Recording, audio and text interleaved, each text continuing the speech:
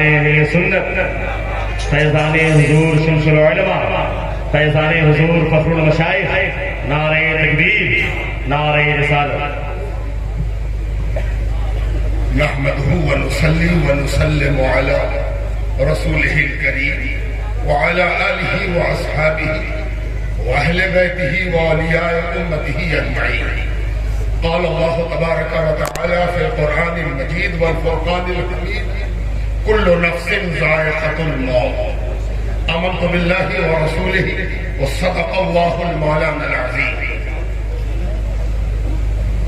جس گھبراہٹ کا تذکرہ کیا گیا اس کو ذرا قرار میں بدلنے کی نیت سے آئیے درود پاک پڑھا جائے. اللہم صلی علی سیدنا و مولانا محمد وعلی آل سیدنا و مولانا محمد بعدد کل ذرات الفا مرات وبارک وسلم. غازی ملت یہاں بیٹھے ہیں اور ان کے سامنے آسان نہیں ہے لب کشائی کرنا، بالکل اسی طرح کہ بدر کا میدان نشانہ ابو جہل. اب اس نوجوان کے حال کا اندازہ لگائیے جو ٹھیک سے ابھی لمبا بھی نہیں ہوا ہے اور چوے پر کھڑے ہو کے کہہ رہا ہے کہ مجھے اجازت دیجیے میں ماروں. اسی چوے پر کھڑے ہو کر یہ شمیم الدین مولوی حاضر ہے. غازی ملت کے سامنے اس گھبراہٹ کو کچھ کم کرنے کے لیے میں نے درود پڑھا اور اس کی برکت غازی ملت کی دعاؤں کے ساتھ حاصل رہیں گے انشاءاللہ مولانا. سب سے پہلے تو اس خانقاہ سے متعلق کچھ عرض کرنا ہے، لیکن عرض کرنے کے لیے میں ایک واقعہ سناتا ہوں.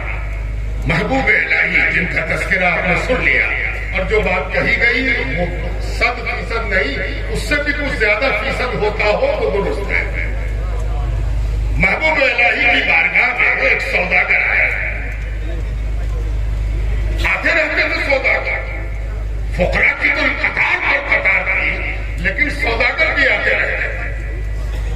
ایک سوداگر آیا، اس نے کہا حضور میری تہنیت میرا سلام قبول کیجیے. حضرت نے پوچھا کہاں سے آ رہا؟ کہا اس سفر میں بغداد کیا. محبوب الہی نے پوچھا کہ شیخ الشیوخ شہاب الدین سہروردی کی خانقاہ میں بھی گئے تھے؟ اس سے ایک ادب پتہ چلا کہ کوئی کہیں کا بھی سجادہ ہو وہ دوسرے شہر کے سجادوں کا حال پوچھتا رہتا ہے. خانقاہ کا نام الگ الگ ہو سکتا ہے، الفقراء کا نفس واحدہ کے تحت سب ایک ہے. نام الگ الگ ہوگا لیکن سب اس شہید کی شہادت میں شریک ہے. تب پوچھا ان کی خانقاہ میں بھی گئے تھے؟ کہا ہاں. آپ سے جو ادب سیکھتے ہیں اس میں یہ کہا ممکن کہ ہم کسی دیار میں جائیں اور وہاں کی خانقاہ میں وہاں کی چوکھٹوں کا حاضر نہ ہو.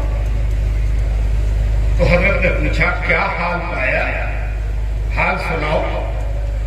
بزرگ کا حال تو ہم جانتے ہیں اور یہ حال بھی جانتے ہیں، ذرا تو سنا دے کہ کیا حال پایا. کہنے لگا حضرت کے پوتے ہیں، ان کا بھی نام شہاب الدین ہے، لیکن حضرت وہ بات نہ رہی. حضرت وہ بات نہ رہی. حضرت آپ دیدہ ہو، ایسے آپ دیدہ ہوئے کہ آنکھ سے آنسو جاری رہی.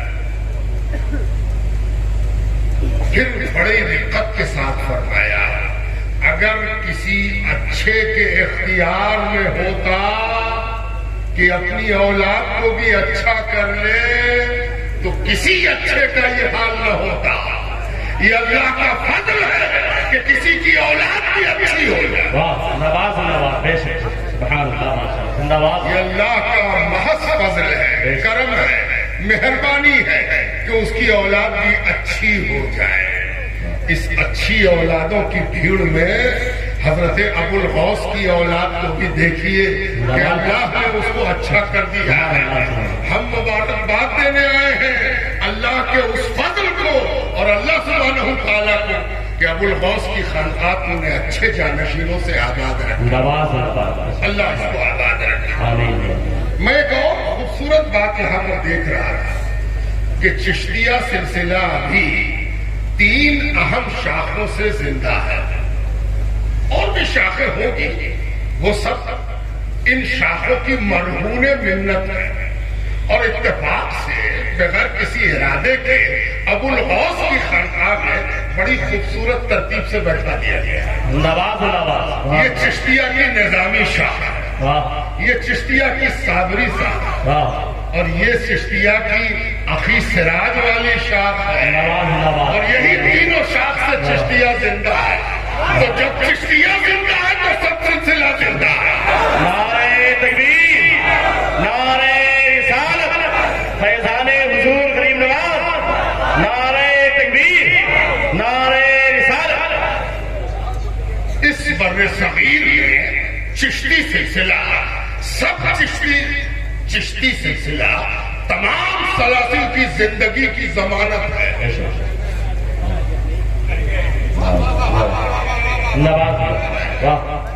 جب تک یہ چشتی زندہ ہے ہر سلسلے کو کام کرنے کا حق ہے اور کام کرنے کی اجازت ہے۔ اللہ ان سب کو سلامت رکھے اور ان کے طفیل سب سلاسل کو سلامت رکھے۔ بات عرس کے جواز پر ہو رہی ہے، یہاں تو موقع نہیں ہے کہ دلائل کے ساتھ باتیں کی جائیں، لیکن ایک دلیل وہ بھی قلہ اور دلہ والی عرض ہے کہ سنیے، دنیا کی کسی قوم کے پاس عرس نہیں ہے۔ پہلے تو من تشبہ کے تحت فیصلہ ہو جائے، کسی قوم کے پاس عرس نہیں ہے، جینتی بنا لیتے ہیں، کسی کے دنیا سے جانے کو نہیں بناتے، وہ صرف ایک قوم بناتی ہے اور وہ ہے مسلمان، اور مسلمان کی وہ شاخ جو اصلی مسلمان ہے، یعنی صوفی مسلمان۔ عرس مسلمانیت کی شان ہے، پہچان ہے، اکیلی پہچان ہے۔ تشبہ کا ڈر ہی نہیں، تم تشبہ کا ڈر کہیں اور دکھانا، عرس میں مت دکھاؤ۔ اور عرس کے جواز کو اگر چھیڑ چھاڑ کرو گے تو یاد رکھو، عرس کا جواز اگر کھوجو گے تو گنبد بھی ہاتھ سے نکل جائے گا، اور مینارہ بھی ہاتھ سے نکل جائے گا، اور وہ محراب بھی ہاتھ سے نکل جائے گا، دستار بندی بھی ہاتھ سے نکل جائے گا، ختم بخاری بھی ہاتھ سے نکل جائے گا۔ اور ہوش کا ٹھکانہ رکھو، یہ جتنے علوم تم پڑھاتے ہو سب کی سند وہاں تک پہنچانا مشکل ہے، چاہے وہ تفسیر ہو یا حدیث ہو یا اصول فقہ ہو یا اصول حدیث ہو یا کلام ہو یا تجوید ہو، سب پیدا ہوئی ہے، اور سب کا پیدا ہونا ایک فطری عمل ہے، اور سب دین کی شان ہے، اور سب دین کی پہچان ہے۔ سب پہچان کو جب قبول کر لیتے ہو تو عرس کے بارے میں منہ ٹیڑھا کیوں کرتے ہیں؟ اس کے بارے میں بھی منہ سیدھا کرو، اچھا نہیں لگتا منہ ٹیڑھا کرنا، منہ سیدھا رہے تو اچھا رہے، اور منہ ٹیڑھا کرنا اللہ نے منع کیا، وَلَا تُصَعِّرْ خَدَّكَ لِلنَّاسِ، اپنے منہ کو ٹیڑھا مت کیا کرو لوگوں کے لیے۔ بزرگوں دوستوں ہو رکھی تھی، میں صرف کلو نفس ذائقۃ الموت کے تحت 2-3 اشارے کر کر رخصت ہو جاؤں گا۔ یہ بڑا اہم ہے، آپ نے ایک تقریر بھی سماعت کر دی خطیب الہند کی، اب تو کلام آگے، اب تو تضمین ہی آئے گی، اور اگر کوئی کلام لکھ سکتا ہے تو وہ ابھی ہے موجود، اس کا کلام آپ سنیں گے تو سمجھ میں آئے گا کہ کلام کس کو کہتے ہیں۔ فی الحال تو تضمین سن لیجیے۔ یہ جو لفظ اس میں استعمال ہوا بڑی خوبصورت آیت ہے، کلو نفس ذائقۃ الموت۔ اردو والوں کے لیے بڑی نعمت ہے قرآن، گھبرانے کی ضرورت نہیں ہے۔ اردو کا ایک احسان یہ بھی ہے کہ عربی اور فارسی کی طرف بڑھتے ہوئے قدم اردو کے حوالے سے اگر بڑھتے ہیں تو بڑے آسان ہو جاتے ہیں۔ کلو نفس ذائقۃ الموت، اس میں صرف 4 لفظ ہیں۔ کل کو آپ پہچانتے ہیں، نفس کو اگر نہیں پہچانتے تو پہچان لیجئے، یہ عربی کی خوبی ہے کہ زبر زیر پیش ذرا ذرا سا فرق ہو اور معنی میں انقلاب آ جائے۔ نفس زندگی کو کہتے ہیں، اور نفس زندگی کی دلیل کو کہتے ہیں۔ نفس کہتے ہیں سانس کو، اور نفس کہتے ہیں جس کے پاس زندگی کی سانس ہو۔ تو تو نفس سمجھ میں آئے گا. اب اردو والے کو ذائقہ نہ سمجھ میں آئے یہ ہو ہی نہیں سکتا. جان جائے خرابی سے ہاتھ نہ چھوٹے نکالی سے بنا ذائقے کے تو کام نہیں چلتا. اور موت جانی پہچانی یعنی پتہ چلا کہ جاننے کے لیے اس آیت میں صرف ایک لفظ تھا وہ تھا نفس. قرآن فہمی کو آسان ہونا چاہیے اور قرآن فہمی کی طرف آگے بڑھنا چاہیے. ہنستے بولتے قرآن سے سنجیدگی نصیب ہو جائے کیا کہنا. تو بزرگوں دوستوں اور یہ جو لفظ ذائقہ استعمال ہوا یہ بڑا اہم ہے. پتہ نہیں کتنے مفسرین ہیں جنہوں نے اس کا معنی لیا ہے کہ سب کو مرنا. بس ایک جملے میں تفسیر کرتے کہ سب کو مرنا. ارے یہی کہنا تھا پروردگار کو تو ذائقہ کیوں لایا. سب کو مرنا تو لفظ ذائقے کی کیا اتنا زور ایمفیسس ساری ٹانگ ٹوٹ رہی ہے ذائقے پہ. یہ ذائقہ اچھا ایک بات اور سمجھ رہی ہے. آج تو دیکھ چڑھا ہوا بزرگوں کیا دیکھ چڑھنا دولت کی دلیل نہیں ہے. دولت والوں کی کمی نہیں ہے. دال سے دولت ضرور ہے لیکن دیکھ کا رشتہ دولت سے نہیں ہے. اس کا رشتہ دیوان سے ہے. اس کا رشتہ خواجہ سے ہے. اس کا رشتہ مخدوم سے ہے. اس کا رشتہ صوفی سے ہے. دولت سے نہیں ہے دیکھ کا رشتہ. غلط فہمی میں نہ رہنا. اور اس دیکھ کا رشتہ ہم نے تم نے قائم نہیں کیا ہے ہمارے مولا نے قائم کیا اور فرما دیا من زار حیا ولم يرزق منه شيئا فكأنما زار میتا. جو کسی زندے سے ملنے کو چاہے اور وہاں کچھ چکھے نہیں اس نے مردے سے ملاقات. دلیل تو یہی ہے کہ دسترخوان پچھ رہا آتے جاؤ کھاتے جاؤ. زندے کے یہاں آئے ہو زندگی کھا لو. تب ایک بات بڑی ہے. آج جو دیکھ چڑھا ہوا ہے اس دیکھ کو کھانے والے تو ہم سب ہیں. چکھنے والے کتنے ہیں. کوئی ہے جو چکھے یا ایسا کیا جائے کہ سب کو بلایا جائے اور کہا جائے کہ کھانا بعد میں کھائیے گا آئیے چکھے. تو آپ نے سے سب آدمی کہے تھے چکھنے کے لیے تو ایک کافی ہے. یہ اتنے لوگوں کو چکھانے کی کیا ضرورت ہے. ایک آدمی کو چکھا لیجیے وہ فیصلہ کر دے گا نمک مناسب ہے کہ نہیں, مسالہ ٹھیک ہے کہ نہیں, چاول میں کنی ہے کہ نہیں, شوگر ٹھیک سے پڑا ہے یا نہیں پڑا. یہ تو فیصلہ ایک آدمی کر دے گا. تو سب کو کیوں چکھا تھا. اس سے ایک بات سمجھ میں آئی کہ جب سب کے لیے ذائقہ ایک ہو تو سب کو نہیں چکھایا جاتا. اور جب سب کو چکھانا ہے تو اس کے مطلب ہوا کہ زبان بدلتی جائے گی کھانے کا ذائقہ بدلنا.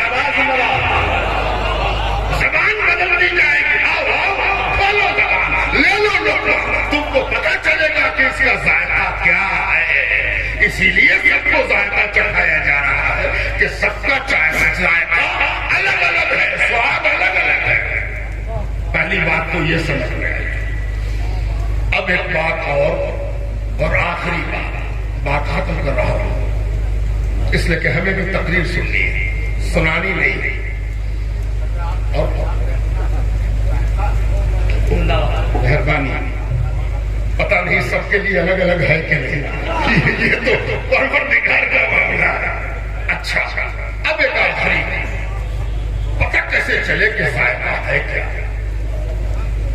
اس کا پتہ کیسے چلے کہ ذائقہ ہے کیا. دیکھو ذرا ٹھیک سے سمجھنا. یہی ذائقہ عرس تک پہنچاتا ہے. یہی ذائقہ عرس تک پہنچاتا ہے. اگر ذائقہ گڑبڑا جائے جو منہ میں رکھے اس کے باپ رے باپ تو بڑا پیتا اور تیکھا ہے تو عرس کیا ہوگا. وہ تو زحمت ہو جائے گا, شرمندگی ہو جائے گی, بڑی پریشانی ہو جائے گی. یاد رکھو عرس اس ذائقے کا نام ہے کہ اگر بے عملی اور بد عملی بھی ہے اور آ گیا ہے ابو الغوث کی بارگاہ میں تو عرس کہتے ہیں اس کو کہ بدکار بھی ہو تو اس کا چہرہ نورانی بنا دے.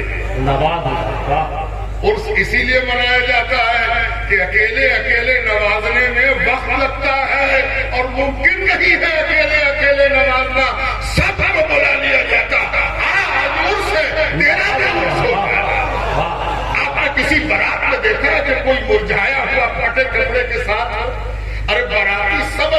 کپڑا پہنتا ہے, نہیں پہنے تو دولہا پیدا دیتا ہے. ارے تو برات کا میں ایسے کہا, ذرا کپڑا درست کر لے, ذرا چہرہ درست کر لے, ذرا شخصیت درست کر لے. لا تقنطوا من رحمت اللہ ان اللہ یغفر الذنوب جميعا. بلا شبہ آج عرس ہے اور تم سب باراتی بنائے گئے ہو, تم کیا ہوگے؟ لائے گئے ہو. جس نے لایا ہے وہ سنبھال کے چھوڑے گا. آخری بات, زاگے پر ثبوت.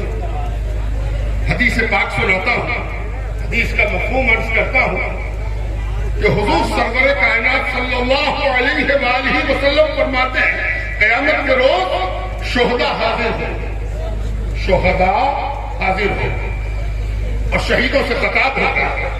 بالاختصار مفہوم کو میں مختصر کر رہا ہوں. شہیدوں سے خطاب ہوگا, بولو کیا چاہتے ہو, بولو کیا چاہتے ہو, بولو کیا چاہتے ہو, کیا سوال ہے, کون سا کٹورا لے کے آئے ہو, دامن کس لیے پھیلایا ہے, بتاؤ کیا چاہیے تم کو. یہ اپنے آپ کو خود بڑا اعزاز ہے. مجھ سے پوچھئے تو میں کہوں گا کہ جسم اور روح دونوں کہے گی پروردگار, تو صرف اتنا کہتا رہے کہ تجھے کیا چاہیے اور میں سنتا رہوں, یہ بھی اپنے آپ میں سب سے بڑی نعمت ہے. اس کے بعد کی نعمت تو نعمت ہے, تو نے یہ کہہ دیا کہ بول کیا چاہتا ہے, یہی بہت بڑی نعمت ہے. لیکن شہید کہیں گے کیا, جواب کیا دیں گے؟ اور بات حضرت دیوان ابو الغوث اور ان کے سجادہ نشین حضرت سیدنا شمس الضحیٰ اور ان کے موجودہ سجادہ نشین جناب ظفر اقبال صاحب اور ان کے بلند اقبال صاحب زادگان, اللہ سب کو سلامت رکھے, اور سب کی بارگاہ میں سلام کے ساتھ شہداء کا جواب سماعت فرمائیے کہ شہید جیسے ہی موقع ملے گا کہ بولے, عرض کریں گے حضور پروردگار رب تعالی بس اتنا کرم کر دے کہ ایک بار اور شہید ہونا چاہتا ہوں, ایک بار اور شہید ہونا چاہتا, ایک بار اور شہادت ہو جائے, ایک